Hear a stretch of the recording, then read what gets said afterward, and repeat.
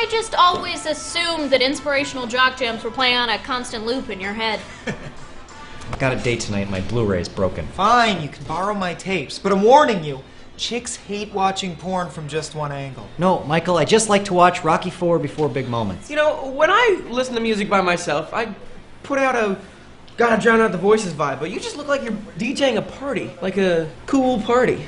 Thank you. Yeah. I'll work on it. Also, the whole Rocky franchise, super racist.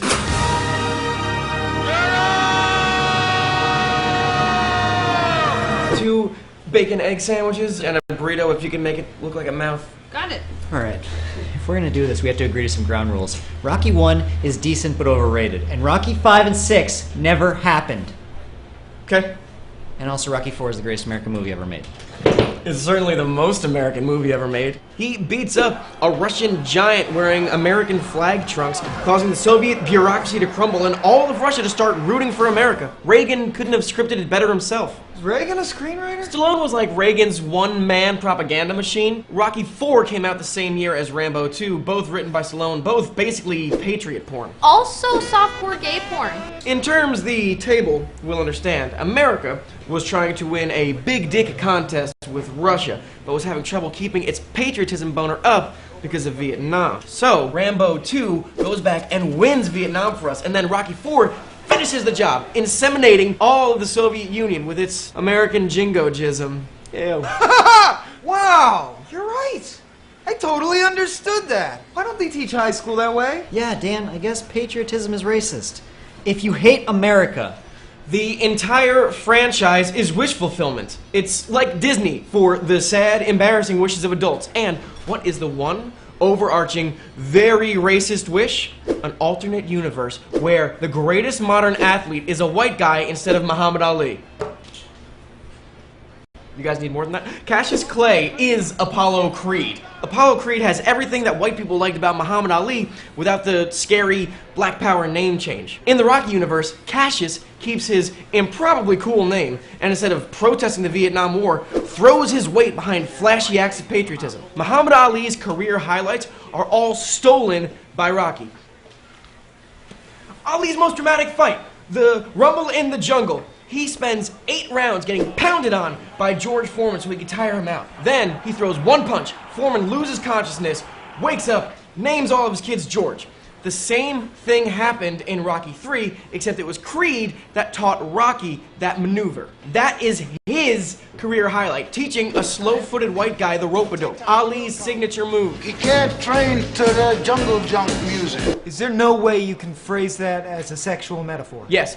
Balls. He teaches him the move because Rocky and Apollo are best friends by Rocky 3. Your argument only makes sense if you watch Rockies 1 and 2, when Rocky is legally, realistically retarded, and Paulie is terrifying, and Adrian is a social cripple. In fact, thank you, the first movie and a half is basically just Benny and June with boxing gloves. When I want to get psyched up, I watch Rockies 3 and 4.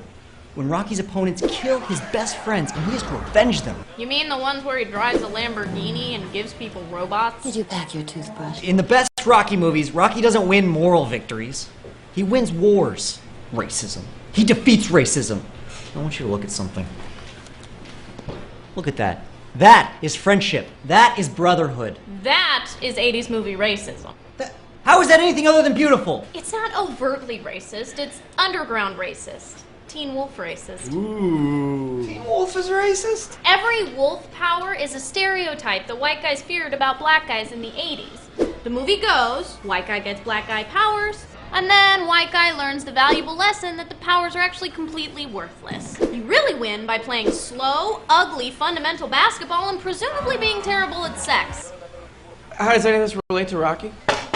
Objection sustained! Your dishonor, if I may. I plan to tell the court that Rocky III, far from being blameless, is actually the most racist Rocky in the franchise. I'll allow it. 80s movies were about reassuring white guys that they were still the best, even though black athletes and musicians were starting to succeed. Either by showing them the ultimate worthlessness of stuff that black people are good at, like in Teen Wolf, or by showing them how easy it is to learn the stuff that black people are good at, like in any buddy cop movie or Rocky III. Aren't you gonna stand up for us? Stand up for who? Don't put us in the same sentence. Whom? You and I, man, people with talent. The most historically significant thing Rocky did was invent the training montage, the single most harmful cinematic convention in film. Nope, not the montage. That is where I draw the line in the sand. And do wind sprints and push-ups on that line. The Rocky movies found a way to make guy trains for 2 months the coolest part of the movie. Stallone invented the training montage because he had to turn a clueless moron into someone who stood a chance in the final fight. Yeah, thereby making practice look cool for the first time ever. And easy. It actually takes years of hellish effort to become great at something. Rocky replaced that with a jazzy 5-minute Kenny Loggins video. Rocky is the reason that people like Soren and me, the talented, the gifted, the naturally graceful, are the most discriminated against group of all. Before Rocky, they made movies about the Yankees. Afterwards, think about it. Who's the villain in every 80s movie? Jocks. People who are good at stuff. People like you, Soren. You spent your whole life exercising, going to gym class, training at evil dojos. Those Cobra Kai kids are probably just dicks because they spent their whole childhood in padded rooms punching each other. All Daniel-san did was, I'm sorry, I know it's not you, but the name, was watch a karate tape in his living room, learn a magic kick from the janitor, and suddenly he's winning? I mean, he doesn't deserve to. But he's doing it in a montage, and the guy on the track is telling us that we're the best around. Rocky made that possible. Let me just get something straight. Are you saying that white male athletes are the most discriminated against class? Because, wow. Black, white, whoever's got the most talent is automatically the bad guy. Look at Hoosiers. A white team goes up against an inner city black team in 1954. The black kids probably couldn't drink out of the same fountain as the Hoosiers, but we root for the white kids because they're objectively worse at the sport. That's what Rocky taught us. To never cheer for Duke at a college basketball game. Or the Yankees playing baseball. Or the Hoosits doing football jumps. And why? Because they're consistently good. Oh, boring. I did work awfully hard for these abs. And I don't even know what that means. Because Rocky invented the training montage. Wait a minute, is this just a convenient excuse for your laziness? Overruled! Bailiff, clear the courthouse! He's gonna run out of court words that he knows. Food court. See?